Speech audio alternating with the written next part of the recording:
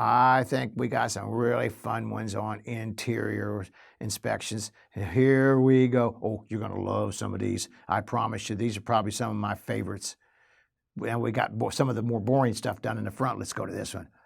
Oh my, what am I going to do with my extra doorknob? It just, literally, I'm not kidding. I was operating. That's how I found it. I was operating the door and I was getting ready to shut it and the handle comes out.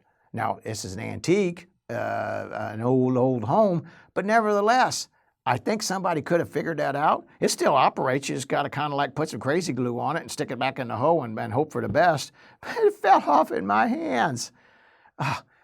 That should actually go along with a stupid contractor award.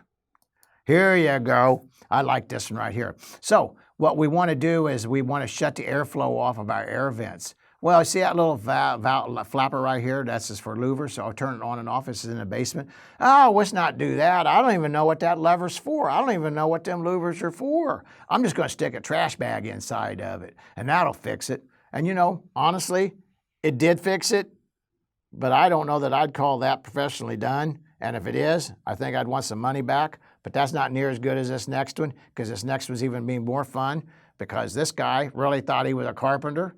And you know what they say about painters, a little putty, a little paint makes a carpenter what he ain't. It ain't fixing them set of stairs. Look at that, going down into the basement. Look at this. What in the world? Actually, I was scared to walk them steps. He patched that up there. He patched this. He fixed that. But he didn't do anything with these others. It's falling down. It's even broke right in through here. This was one building that I told the buyers there was so many things wrong with it. I said this was one, is not a fixer-upper. We call this a blower-upper, because this is the kind of quality he had all over. Oh, here's one more picture. Same house. You're going to like this. Sometimes I think these guys do drugs. I think they're doing good drugs because they're standing on their head. No, I did not take this picture on my head. I literally took this picture. There it is. There's the floor. That's not the ceiling. They put my door upside down. Upside down. I guess if you're walking on the ceiling, that's perfect. But upside down, and this is coming from the basement. There's my basement steps right here. That same carpenter did this same work. He was definitely a whiz bang. And look here, right through here, you can see that he just was all wet, and it's an internal door to a basement. Now, how long do you think that? Well, you can see the mold already growing on it. So you can see that it's deteriorating. It's a hollow core door. It's an interior door. It's already falling apart, upside down. I think these guys must go home laughing their rear ends off that somebody actually paid them to do this. All right. Oh, yes. Okay. Just even gets better. Here you go.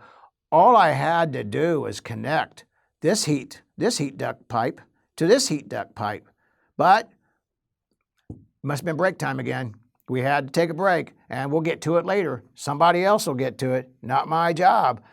And they couldn't understand. They asked me, Troy, we're not getting good airflow coming through here. Would you take a look at our job for us? Because somehow we're just not getting, and this is actually a commercial building. So they paid pretty good dollars for getting this heat plant put in, this air handler in. And look at this. That's all it took was to put this in and put a couple of screws in it to hold it together. But no, they just literally left it. Now, I guess the airflow can just kind of, it does get a little bit, but there, who knows what kind of varmints are living inside this heat duct right now. But I put it like this. I didn't know, and I wasn't sticking my hand in it to find out. This is just, we're laughing about these things, but it really isn't funny as much as it is stupid and dangerous, because we're paying good money and you're trusting people to do this. This is why we get hired to do construction inspections all the time. All right, so we're moving on to support systems. Support systems. All right, this is some of the crazies that we saw on the support system. Now, this is a crawl space.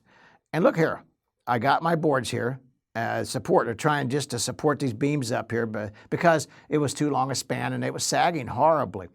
And then they couldn't understand why it was falling. Well, this one here was not plumb, so naturally it's falling. and all of them, but hey, instead of actually fixing it right, let's just put one beside it and make it not plumb also. So that's not going to hold any better. And this one here is just, I mean, it's already cracked. Look at it, but they did it all the way down, thinking that, folks, that's why plumb is designed. You have to have your materials plumb, straight up and down. It's a simple matter of physics. This is a simple matter of stupidity. And they got all, these people got all pissy with me whenever I told the homeowners, I said, this isn't right. You know, well, I did that. Okay, well, yeah, you know, you need to wear a sign next time, you know, your stupid sign next time you go to work down there. Unbelievable. Okay, oh, this is a good one here. This is a good one here. Oh, this is a room addition. A room addition. Now, I got me a really nice treated beam that's holding it up.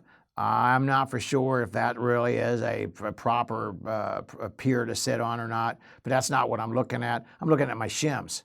Now, do you think that little bit of square inches is holding up that much weight? Do you think that is actually supporting correctly? No, it's not. I mean, I know it's getting good airflow underneath it, but it's sure just not supporting the whole weight of a sunroom, or in this case, a room addition. So look at that. And the funny part was, this is treated. These were not. These were just regular white wood, and well, it'll soon be air wood. Believe me, it'll be gone pretty quick. But here you go. Here's another one.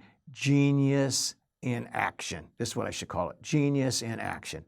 Right there. So this is a deck, and it's way up in the air. And my board's just a little bit short. So what I do?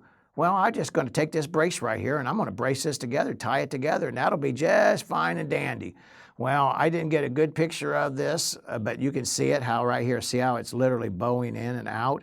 It's leaning. That's because that bracket is not designed for that application. You don't stack your wood up like, buy the right size material, or don't do it. That's your deck. You're up here high in the air. That's a long ways down, especially the older you get. But yep, and they thought that was a good fix.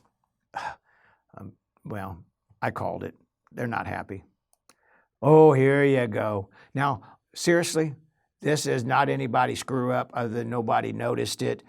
We put our steel beams on our concrete. Concrete is a porous material, absorbs water, and when you put steel on it, this is one of the hot areas. Anytime steel's in it or on it, you're going to get rusting.